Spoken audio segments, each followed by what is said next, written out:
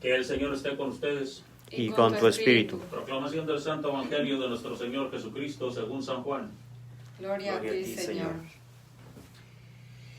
En aquel tiempo Jesús se fue a la otra orilla del mar de Galilea, o lago de Tiberíades.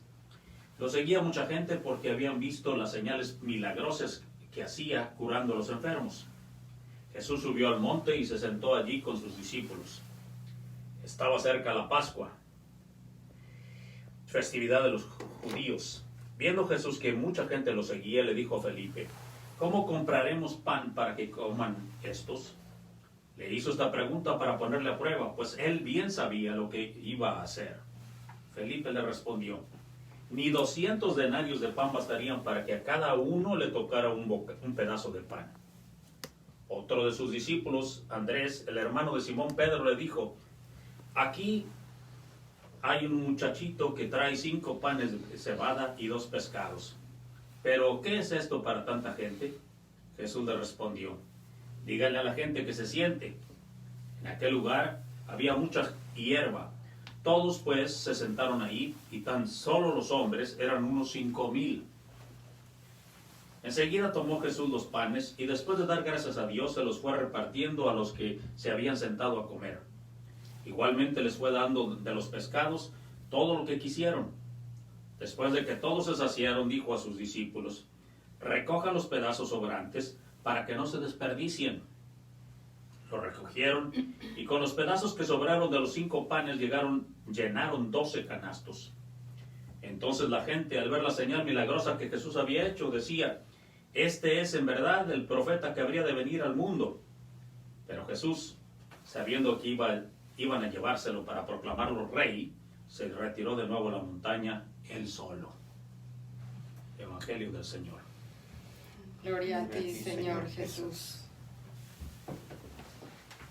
3 cosas quisiera mencionar, sobre todo son de la primera lectura, pero conectadas con el Evangelio. La primera es que dice claramente, la primera sentencia dice: no nos vamos a estar luchando contra Dios. Cuidado, no vayamos a estar luchando contra Dios. Si esto es de Dios, va a permanecer; si es de los hombres, va a desaparecer. Pero no hay que estar luchando contra Dios. Lo malo es que sí estamos luchando siempre contra Dios, porque Dios nos regaló el libre albedrío y nos dio inteligencia, y entonces nosotros creemos, por el pecado por supuesto, que podemos más que Dios, que sabemos mejor las cosas que Dios. Estamos en tantísimas ocasiones a lo largo de nuestra vida, hasta que un día finalmente Dios vence y nos rendimos a su sabiduría y a su amor. Pero tantas cosas estamos luchando contra Dios. Este era un fariseo doctor de la ley, sabio, muy sabio. Los hace pensar a todos los demás. Y yo creo que eso es importantísimo, que lo reflexionemos, que la palabra de Dios es para hacernos pensar, y no solo inteligentemente, sino pensar acá en el corazón las cosas que hacemos. Y este doctor de la ley los hace las combinaciones. Analicen las cosas, con la cabeza y también con el corazón. Y yo creo que eso es parte del discernimiento que tenemos que hacer continuamente, todos nosotros, todos, todo el tiempo. Con la cabeza, los signos que Dios me da para entenderlos aquí, y obviamente los signos que me dicen acá en el corazón. Y lo conecto con lo segundo, que dice simple y sencillamente que dice que salieron después de ser azotados con gran gozo por haber sido padecido aquellos ultrajes por el nombre de Jesús. Perseguir la verdad, ser fieles a la verdad, nunca será fácil. Seremos rechazados, lo dice Jesús muchas veces, por ser mis discípulos. Bienaventurados seréis cuando los ultrajen, cuando los maldigan, cuando los persigan, etc., por mi nombre. Y el nombre de Jesús es perdón, el nombre de Jesús es amor, el nombre de Jesús es fraternidad, el nombre de Jesús es servicio, el nombre de Jesús es estar para los demás, dar. Salieron felices por haber sido considerados dignos, ¿verdad? Felices de haber sido considerados dignos. No pobrecito de mí, ¿verdad? Que a mí me tocó, no. felices por haber sido considerados dignos de padecer en nombre de Jesús, de ser testigos en pocas palabras, que es un gran privilegio. Si el presidente nos pidiera a cualquiera de nosotros ser sus embajadores, ¿verdad? Nos sentiríamos muy honrados. Si el presidente de la conferencia episcopal me pide un servicio X o Z,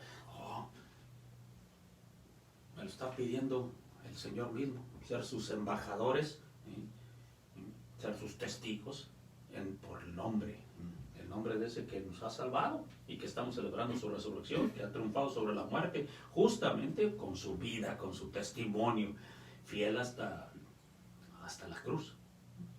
Lo último que quiero subrayar es que dice la última frase: y todos los días enseñaban sin cesar y anunciaban el Evangelio de Cristo Jesús en el templo y en las casas. O sea, en todos lados. Ya lo cité el otro día, ¿verdad? Que dicen de San Francisco, que decía, Francisco, unos dicen que es Francisco de Asís y otros que es Francisco de Sales, pero no importa, que decía que había que predicar todo el tiempo, si fuera necesario, hasta usando palabras, si fuera necesario. O sea, lo principal, tenemos que evangelizar con nuestras vidas, pero en el templo y en la casa y en todos lados, en el trabajo y en la diversión y aún en el sueño, porque el Señor también se revela en los sueños, como lo hizo con José. Obviamente, si hacemos eso, se multiplican los panes para todos, porque entonces vamos a descubrir con esa sabiduría, y dice claramente, enseñaban sin cesar. Hay que enseñar con nuestras vidas, y entonces enseñaremos a los demás que tengo un hermano, una hermana, en el que está en la calle, y en el desamparado, y en la prostituta, y en etcétera, en el que odia la religión, y en el que sufre las injusticias de la inmigración, o del exilio, o de la persecución, o qué sé yo. ¿Fácil? No, claro que no. Jesús nos lo dijo muchas veces que no iba a ser fácil. Salieron felices de ser considerados dignos de sufrir por su nombre. Obviamente, para ser capaz de hacer eso, hay que ser una renovación continua, constante, incesante, diría yo. Y por eso venimos a alimentarnos de su palabra y obviamente de su cuerpo y de su sangre, para poder hacer que esto se multiplique, para que todos alcancen, no solo con la Eucaristía, que alcance de nuestra vida, alcance para todos. Yo creo que, si me atrevería a hacer una interpretación, una alegoría un poquito más, de la multiplicación de los panes, yo diría que cada vez que algún cristiano finalmente multiplica su tiempo para ayudar a otro, está multiplicando los panes. Quizá ese que no tenía el alimento del cariño le va a ser alimentado, o que hace la multiplicación de su, qué sé yo, su amistad con alguien, de su oreja, de su oído para escuchar a alguien que necesite.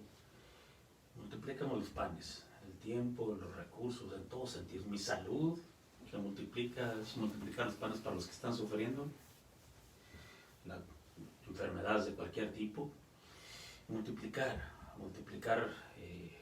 nuestra existencia como testigos hará que alcance el pan también material, porque entonces multiplicará mis razones para vivir en un mundo más justo y alcanzará el pan para todos, o la casa para todos, o el vestido para todos, o etcétera, las cosas más esenciales de la dignidad de cualquier ser humano, la vida para todos. En fin, que el Señor siga haciéndonos sus testigos, que nos encuentre así gozosamente dignos de haber sufrido a veces casi nada. Ojalá que el Señor nos haga capaces de sufrir un poco más por el reino de los cielos, por su nombre, por derrotar finalmente al mal, al pecado, al maligno. Como María, como los apóstoles, por supuesto, y como los grandes hombres y mujeres que llamamos santos. Ojalá que un día nos encuentre también a nosotros en esa lista.